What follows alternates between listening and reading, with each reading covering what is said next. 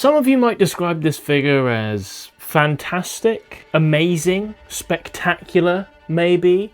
However, this one in particular is superior.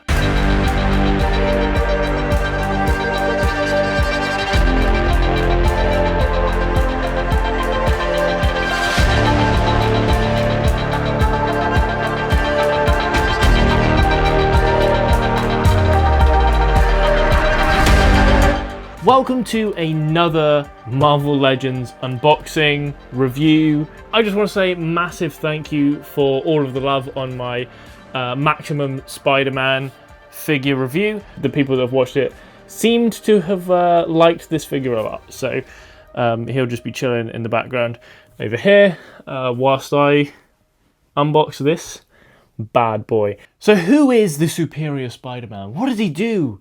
Where does he come from?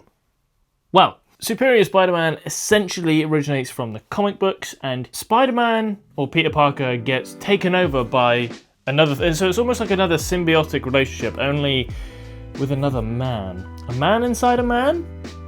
How does that work? Well, Dr. Octavius, having fought Spider-Man for however many years, and has become one of Spider-Man's greatest enemies in this storyline, turns out man is dying, and he essentially transfers his consciousness into Peter Parker's body and becomes Spider-Man. And Doc Ock essentially realizes that without Spider-Man, a lot of things will go wrong, and he decides to become Spider-Man and put his own twist on it. And at the beginning, he's much more brutal and nearly kills a few people, actually. And it's that point that he realizes that Spider-Man has been holding back on his enemies and is a genuinely good person. And sort of it all plays into the reasons why he becomes Spider-Man himself. So it's a really cool storyline. It's a really cool suit. We're gathered here today to review the figure for it. Now, one thing I will say is I've already taken this guy out of the box now, and this is the second time I've recorded this because I forgot to hit record the first time, which is why all of the bits are out of the box. But I'm having trouble. I'm having some trouble with getting him to stand up. I don't know whether or not it's just because he's been in the box so long, he's just a little bit stiff, or whether or not he's weighted one way or the other. I'm going to go through all of the bits and pieces. I'm going to go through the figure. I'm going to show you sort of what's what and see what's going on. So here is the figure. And I will say, dude's got some articulation. Like, I've just broken his back. But he can also do the same thing forwards. Yeah, look at him throwing his silly little tantrum. Oh, he's so cute. The head articulation is okay. It feels a little bit stiff. Again, I think the joints in this one just is stiff, but you've got good up and down movement. He can't quite look all the way up without breaking his back, but he can look a decent of the way around. He can look down quite a lot, and obviously he's got like a lot of side-to-side movement because he can go all the way around. The shoulders, you've got these butterfly joints here. You got some decent articulation there. I think it could probably be better. But again, I think the figure, this one is just ever so slightly stiff. I will say that the paint job on this is really cool. I know it's mostly just black with some red accents, but the web lines are super clean. There's no like mistakes on it, really. I mean, not that I could tell because the mistakes are kind of covered up by the fact that it's a messy webline suit, which is actually one of my favourite versions of the Superior Spider-Man. Like every Spider-Man variant, he's had a few. You've got the basic arms. We don't have the wrist join like in the Maximum series, but that's fine. You've got the standard hands as well. We've got a variety of different hands, which we'll go through in a second, and the cool Superior Spider-Man web shooters, which I think are awesome. This is a future cosplay, by the way. Absolutely 100% without a doubt. Yeah, you got the standard hip swivel, thigh swivel, and calf joint there, and the knees are pretty standard as well. We also get a toe joint on this one as well, which is good. Because again, like I said in the last video, not all the Spider-Man figures have that, which does actually surprise me. But one problem I have had with this figure, like out of the box, is I just can't get him to stand up for whatever reason.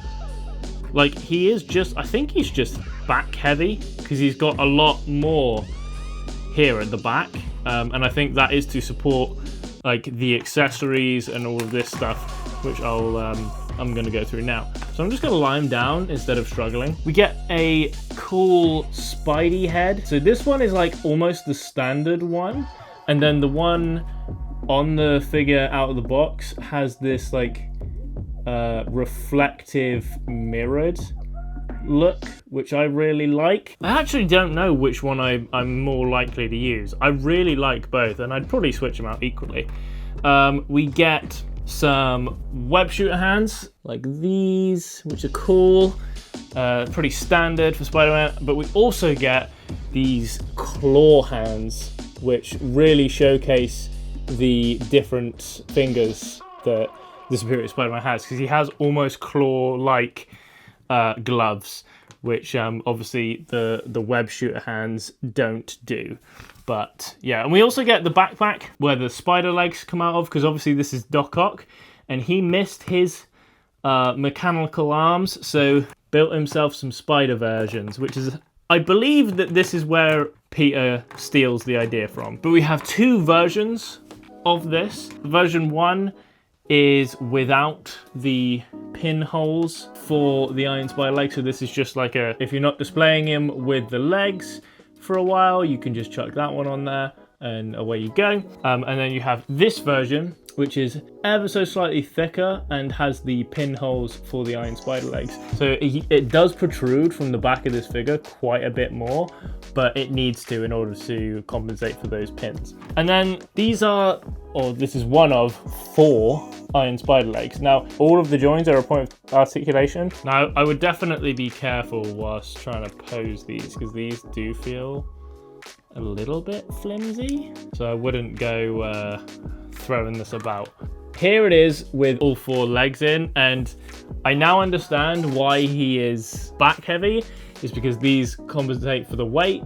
And I expect that with this piece in as well, like the non-leg version, I expect that that will also compensate for the weight somehow. I don't know. He's standing up now, so that's a bonus. I really, really like him. I'm just gonna try and pose him. Something like this. It's kind of what I had in mind, but like dropping in from above, like how sick would that be? I think that's like, you know, I'm very impressed with this figure. Oh, I think that it's gonna take some time for me to get used to posing the legs, just because I don't quite know how all the points move currently. It's just because I don't really want to break them because they've not been warmed up. Oh, you also get some decent hip pullouts as well, so you've got a decent amount of articulation with this figure. The only things that you don't have is the neck joint here and the wrist joints, which I think this figure in particular would have benefited from, but I understand kind of why they've not included those for like the price point. So this is the Superior Spider-Man figure. Let me know what you think about this. Let me know if you picked this one up and whether or not you like it. Let me know what you change about it, what sort of poses you'd have him in and all that sort of stuff. Let me know what figure you'd like me to review, whether or not it's a new one or an old one. Let me know what your thoughts are. Let me know how I should pose him and all that sort of good stuff. And I'll see you in the next one. I really like this figure.